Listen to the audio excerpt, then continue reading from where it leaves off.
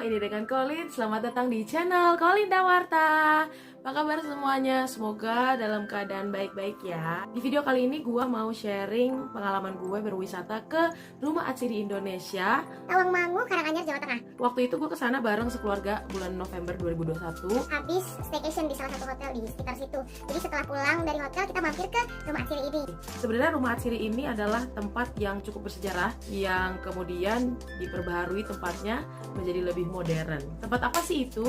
Apa sih isinya? Oke, langsung aja gue ceritain ya. Jadi, Rumah Atsiri Indonesia atau kalau disingkat jadinya RAI adalah destinasi wisata aromatic wellness dan kompleks edu-rekreasi yang menyuguhkan berbagai macam kegiatan berkaitan dengan tanaman aromatik dan tentunya minyak atsiri itu sendiri. Kalau dalam bahasa Inggrisnya berarti essential oil.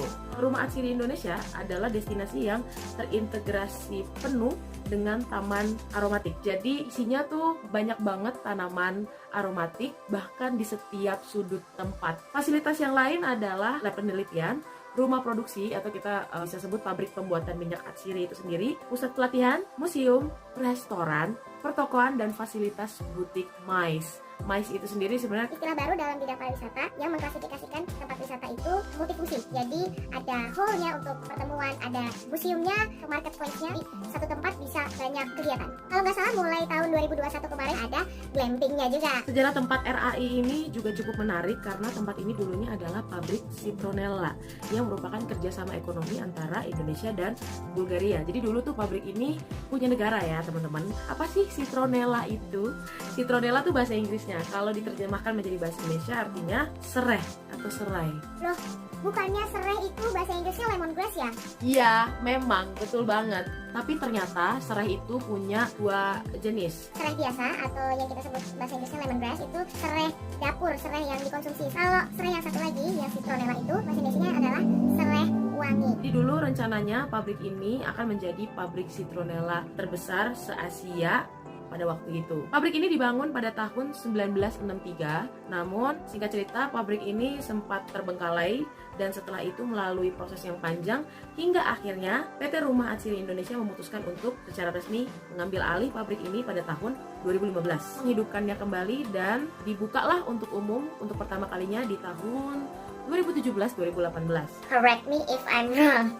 Ini gue kasih perbandingan ya, foto ketika tempat ini adalah pabrik citronella dan ketika pabrik ini sudah merubah nama menjadi Rumah Atsiri Indonesia. Bisa dilihat bentuk gedungnya hampir identikal kan? Karena memang gak ada yang berubah. Pada saat revitalisasi gedung ini hanya ditambah dengan unsur kayu, kaca, dan besi baja. Sisanya bagian ini, bagian gedungnya itu masih asli gedung originalnya. Oke, sekarang gue mau ceritain experience gue ketika muter-muter di Rumah Atsiri Indonesia ini. Jadi sebenarnya banyak banget paket tour, tapi secara spesifik waktu itu kita hanya beli 2 tour, yaitu museum tour sama garden tour. Siang itu tour yang pertama adalah garden tour. Jadi kalau misalnya kalian masuk ke gerbang RAI, di sebelah kanan itu persis ada tugu cerobong penyulingan. Nah di sekitar sana adalah kebun yang di dalamnya ada banyak sekali tanaman-tanaman aromatik. Lalu ketika kami masuk ke dalam akan diterangkan juga pastinya sama guide-nya tentang jenis tanamannya, cara penyulingannya, karakteristik tumbuhannya, aromanya, dan dijelaskan juga peruntukan tanaman itu buat apa aja. Lalu diakhiri dengan diarahin kita ke bagian yang cukup bagus lah menurut guide-nya untuk kita bisa foto-foto di situ. Taman rumah kacanya tuh lucu banget, tapi sayangnya kita nggak bisa lama-lama karena sebelum kita sampai ke rumah kaca aja itu udah ditelepon sama guide yang di museum kalau programnya udah mau jalan dan kita ditungguin. Akhirnya kita langsung buru-buru dari kebun ke museumnya. Nggak kalah menarik dengan kebunnya. Isi di dalam museumnya itu juga estetik dan sangat informatif. Banyak sudut-sudut yang memang dihias sedemikian rupa supaya walaupun informatif tapi menarik untuk dilihat, menarik untuk dibaca. Selesai dari keliling-keliling di dalam museum, sampailah kita di penghujung jalan, yaitu toko atsirinya. Banyak produk-produk yang mereka tawarkan di sana, dari essential oil sampai produk-produk turunannya kayak sabun, body lotion, parfum, dan merchandise yang lucu-lucu juga banyak banget loh di bagian lobi depan. Itu kayak ada baju, makanan, souvenir, dan lain-lain. Sebenarnya sekeluarnya kami dari toko tuh udah sekitar jam 1:30-2 siang, jadi perut udah keroncongan banget. Jadi habis keluar dari toko kita langsung menuju ke restorannya. Ada tangga lagi jalan ke bawah, bisa dibilang basement lah. Awalnya kami tidak berekspektasi apa-apa karena biasanya, tempat yang bagus, estetik, makanannya belum tentu seenak itu. tapi ternyata enggak loh teman-teman.